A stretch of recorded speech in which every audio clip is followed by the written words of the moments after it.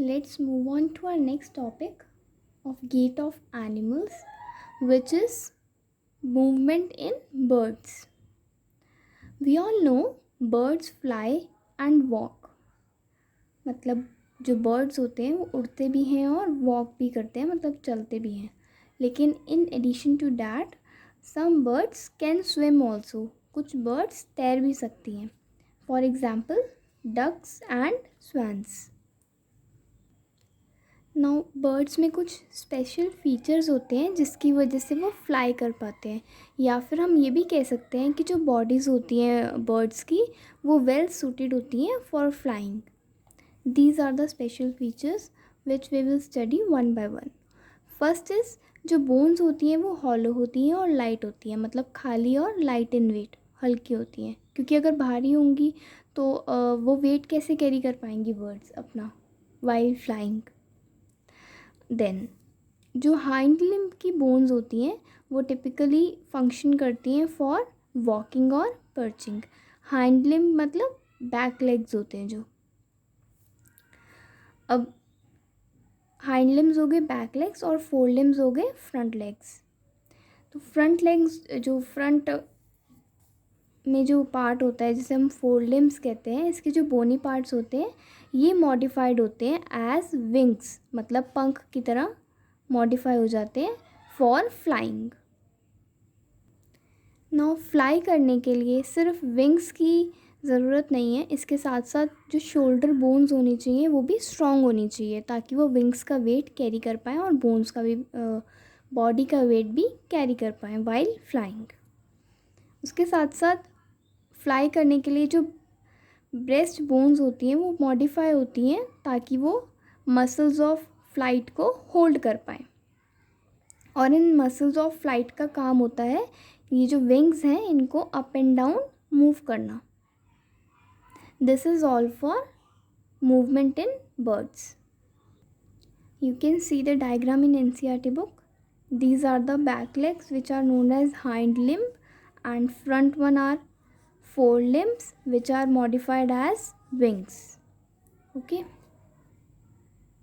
और जो shoulder bones हैं वो भी स्ट्रॉन्ग होती हैं और जो ब्रेस्ट बोन्स हैं वो भी मॉडिफाई होती हैं ताकि मसल्स ऑफ फ्लाइट को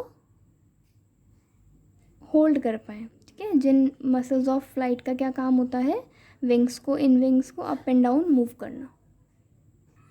let's study movement in fishes.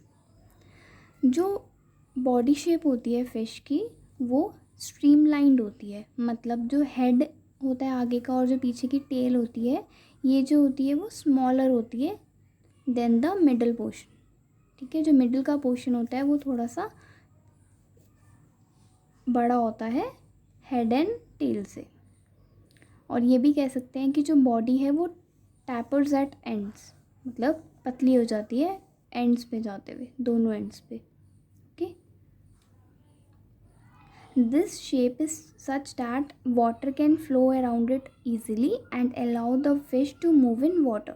इसका मतलब है कि शेप ऐसी होती है कि जो वाटर होता है वो ईजिली मूव कर पाए या फ्लो कर पाए उस फिश के आसपास.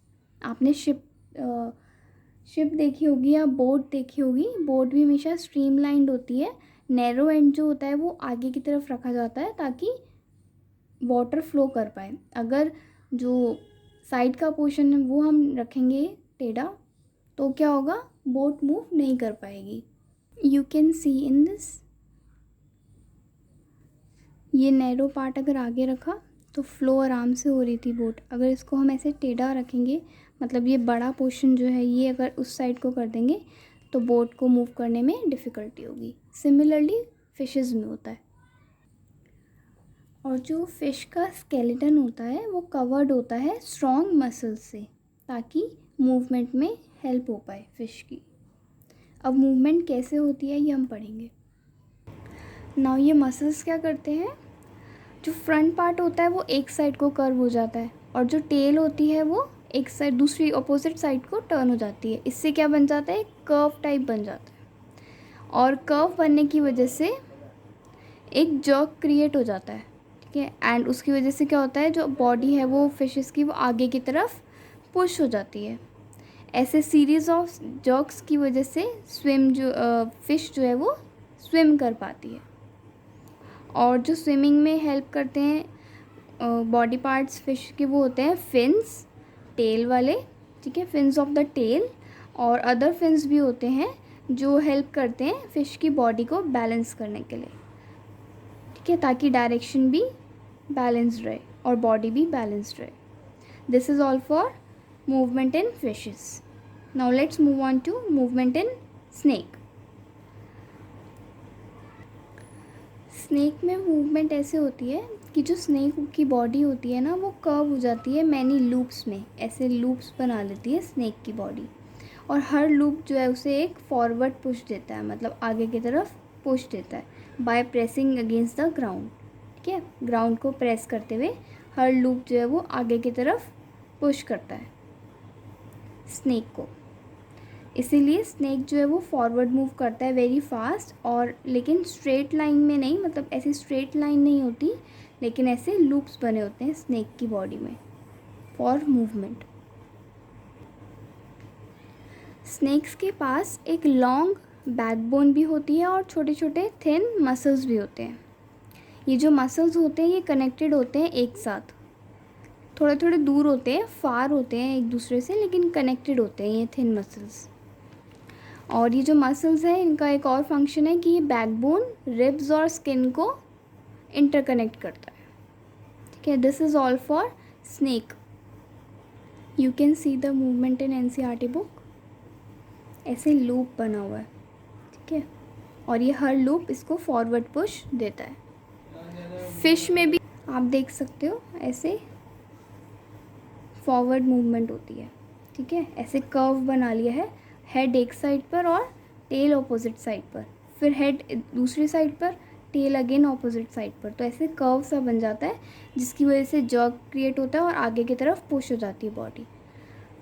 This is all for this chapter. Your chapter is completed body movements, ठीक है, जो बॉडी मूवमेंट्स है chapter 8 that is completed. If you have any query do comment me in the comment box, and if you like the video do share it with your friends. Thank you so much.